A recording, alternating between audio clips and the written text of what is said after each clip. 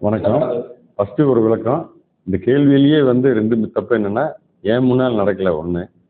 அப்படி தாக்கப்பட்டாருங்கிறதும் இல்ல. அப்படி எதுவும் நடக்கவே இல்ல. தாக்கவும் இல்ல, என் முன்னாலும் நடக்கல. நான் வந்து தளபதி முதலமைச்சர் ஆனதுக்கப்புறமா நான் ஜெயிச்சு, இந்த தொகுதியில எல்லா பக்கம் நன்றி சொல்லிட்டு இருக்கிறோம். அந்த வகையில ஒவ்வொரு வில்லேஜா போய் சொல்லும்போது, இங்க இந்த ஊராட்சிக்கு இன்னைக்கு வந்து கனியூரு, நீலம்பூரு இந்த பக்கமெல்லாம் போகணும் அப்படின்னு ஒரு டூர் போட்டிருந்தோம். அப்படி போகும்போது அந்த கனியூர் அந்த 4 கார்னர்ல ரைட் திரும்பும்போது கிரவுட் அதிகமா இருந்தது. நான் கீழ இறங்கும்போது மணி 9:35 9:40 ஏன்னா அதுக்கப்புறமா சொல்றாங்க, இன்னும் 2 பாயிண்ட் இருக்குன்னா வேகமா முடிங்க அப்படின்னு சொல்லிட்டு. 10 மணிக்குள்ள முடிக்கணும்னு. அப்போ நான் வந்து 2 பேர் ஆராத்தி எடுத்தாங்க. போதும்மா, நான் திரும்ப இன்னொரு நாளைக்கு வரும்போது ஆராத்தி எடுத்துக்கலான்னு சொல்லிட்டு நான் வண்டியில ஏறி மேல நன்றி சொல்லிட்டு, நான் கிளம்பி போம்போது ஒரு 2 பேரு ட்ரங்க் ஃபுல்லா குடிச்சிருந்தாங்க. அவங்க வந்து சத்தம் போட்டிருந்தாங்க. ரொம்ப சத்தம் போட்டாங்கன்னு சொல்லி போட்டு அந்த ஓரமா கூட்டிட்டு போங்க அந்த பையனன்னு சொல்லிட்டு, நாங்க வண்டி எடுத்துட்டு கிளம்பிட்டோம். ஒரு 4, 5 கிலோமீட்டர் போம்போது தான் ஒரு இஷ்யூன்னு சொல்லி சொன்னாங்க. நான் திரும்பி வர்றேன்னு சொன்னேன். பட் வேண்டாண்ணா நாங்களும் கிளம்பிட்டோம் அப்படின்னாங்க. அப்புறம் தான் அந்த நைட் ஒரு 12:00 நான் வீட்டுக்கு போம்போது, இந்த மாரி ஸ்டேஷன்லலாம் நிக்கிறாங்க அப்படிங்கிற மாரி சொன்னாங்க. சரி நானும் இந்த திரும்ப ஸ்டேஷனுக்கு வந்தேன். வந்தா எந்த கம்ப்ளைண்ட்டும் குடுக்கலைங்க அப்படின்ட்டாங்க. சரி நான் திரும்ப வீட்டுக்கு போயிட்டேன். காலையில பார்க்கும்போது தான் இந்த மாரி சன் டிவில ஒரு நியூஸ் ஓடிட்டு இருக்கு அப்படின்னாங்க. சரி சன் டிவி பத்தி நமக்கு தெரியுங்கனால நான் பெருசா எடுத்துக்கல. பட் இருந்தாலும் அ பார்க்கணுமே நெறைய பேர் கூப்பிட்டாங்க. இந்த மாரி ஓடிட்டு இருக்கு பார்த்தீங்கன்னா, பார்க்கும்போது தான் தெரிஞ்சது இந்த வசந்தின்னு ஒரு அம்மா பேட்டி குடுத்துருந்தாங்க. நான் இந்த மாரி அட்மிட் ஆயிருக்கேன்ட்டு. சரி நான் அந்த பொண்ணு கூட பேசுறதுக்கு நான் ட்ரை பண்ணேன். அ இது எடுக்கல. சரின்னு விட்டுட்டோம். வேற ஒருத்தர வச்சு பேச சொன்னேன். பேசுனேன் எடுக்கல. சரின்னு விட்டு அப்புறம் மறுபடியும் இப்ப காலையில பேசுனாங்க. இதுல என்னன்னா, அந்த சம்பவம் நடந்தது வந்து அவங்க கூட வந்த ஆளே ஒரு பையன் அவங்கள புடிச்சு தள்ளுறான். அதுக்கு உண்டான வீடியோவும் இருக்கு. அந்த இதில அவங்க நிலைகுனிஞ்சு போய் தள்ளி போய் நிக்கிறாங்க. நின்னுட்டு திரும்ப வந்து அந்த காருக்கு வழி விடுறாங்க. நாம அந்த ஒன்றிய செயலாளர் ஒரு தம்பி வந்து காருக்குள்ள இருக்காரு. அந்த பையனையும் வந்து இந்த தள்ளி விட்ட பையன் வந்து அந்த லேடிய தள்ளி விட்ட பையன் வந்து அவங்கள அந்த பையன அடிக்கிறான். அடிச்சு கார் கண்ணாடியெல்லாம் திருப்புறாங்க. பட் அந்த பையன் என்ன யார் என்னங்கிறத இப்ப விசாரிக்க சொல்லியிருக்கு. மத்தபடி கோஷ்டி பூசலோ அந்த மாரி எதுவும் இல்ல. ஏன்னு கேட்டீங்கன்னா, நாங்க வந்து நன்றி சொல்ல தான் போயிருக்கோமே ஒழிய, ஏதோ எந்த ஒரு பிரச்சனையும் பேசுறதுக்கோ அந்த மாரி எதுவும் போல. நன்றி சொல்ல போன இடத்துல இந்த மாரி ஒரு இன்சிடென்ட் அது ஒரு கூட்டத்துல நெரிசல்ல நடந்தது. அ அந்த பையன் யாருன்னு விசாரிக்க சொல்லியிருக்கேன். அந்த பையன் தான் இந்த அம்மா ஆனா கடைசியில பார்த்தா அந்த பையன் அந்த அம்மாவோட வந்த வசந்தி கூட வந்த ஆள் தான். அதனால அது கட்சிக்காரனா இருக்கலாம். இல்லன்னா ஏதாவது அனுதாபியா கூட இருக்கலாம். அப்படி இருக்கலாம். மத்தபடி எங்க கோஷ்டி பூசலோ அந்த மாரி எதுவும் இல்ல. அவங்களுக்கு இவங்க அடிச்சதுல அவங்களுடைய ஆடைகள்லாம் கிழிஞ்ச மாதிரி தான் வீடியோவில் பார்த்துட்டு கரெக்ட். அது வந்து எப்படின்னு கேட்டீங்கன்னா, சத்தியம் டிவில அவங்க பேட்டி குடுக்குறாங்க. அப்போ வந்து அந்த கிழியல எந்த துணியுமே. சன் டிவில பேட்டி குடுக்குறாங்க. அப்ப கிழிஞ்சிருக்கு. சன் டிவி பத்தி எல்லாத்துக்குமே தெரியுமே. அவங்க எப்படி ஒரு விஷயத்த ஊதி பெருசாக்குவாங்கன்னு தெரியும். அந்த வகையில தான் அது நடந்திருக்கு. அவங்க ஒண்ணுமில்லாம அன்னைக்கு நான் வந்து அந்த மார்க்கெட்ல ஓட்டு கேட்க போம்போது, ஒரு பொண்ணு வந்து கேள்வி கேட்டத 3 நாள் ஓட்டுனாங்க. அந்த மாரி அவங்க. இருக்கிறத பெருசு பண்ணி தான் பார்ப்பாங்களே ஒழிய, நல்ல விஷயத்த அவங்க சொல்லலாம். அதுக்கு உண்டான இது அவங்களுக்கு திராணி இல்ல அவங்களுக்கு.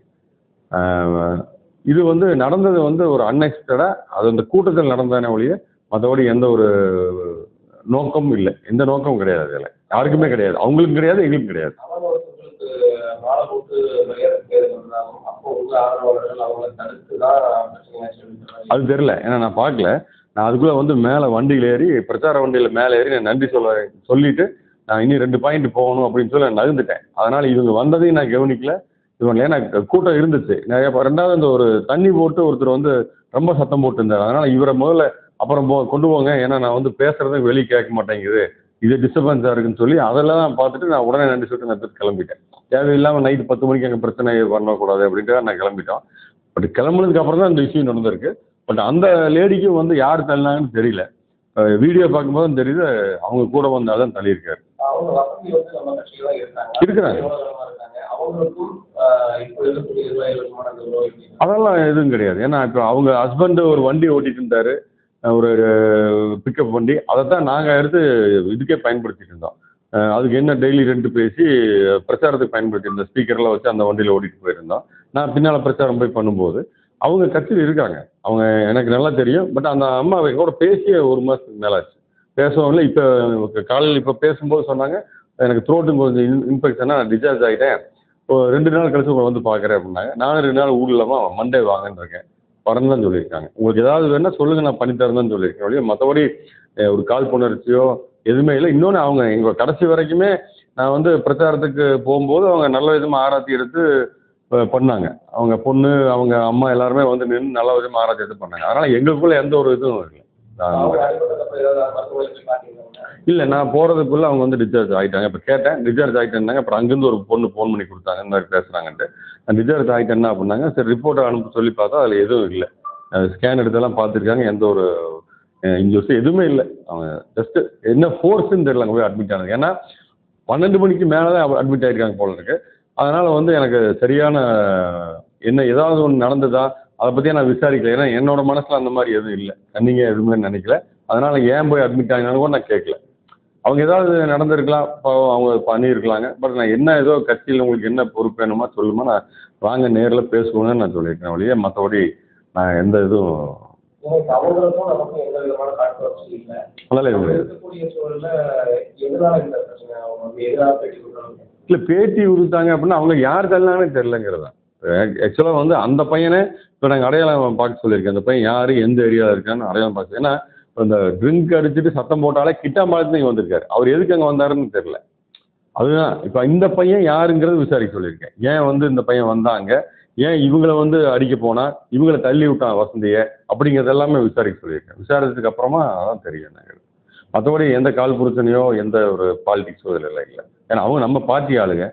அதனால் அந்த இதெல்லாம் எதுவும் கிடையாது. அவங்க இருக்கிற அந்த ஏரியாவில் அவங்களே எல்லாத்துக்கும் தெரியும் இந்த பார்ட்டியில் இருக்காங்கிறது அந்த பொதுமக்களுக்கு தெரியும். ஆனால் ஒன்றும் சூலூரை பொறுத்த வரைக்கும் இந்த கோஷ்டி பூசல் இருக்கிறதா வந்து பரவாயில்ல.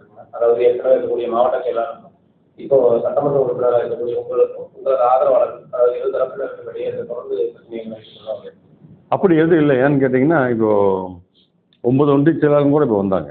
இருக்கிறது மொத்தம் 9 ஒன்றிய செயலாளர், 5 பேரூராட்சி செயலாளர், 37 ஊராட்சி செயலாளர்கள் எல்லாமே நம்ம கூப்பிட்டா இப்போ வருவாங்க. நமக்கு எல்லாத்தையும் சந்திக்கிறோம். அவங்க உண்டான குறை பூரா நேற்று அந்த வாரப்பட்டியில் நலத்திட்டத்துக்கு போடும்போது அங்கே எல்லாருமே வந்தாங்க.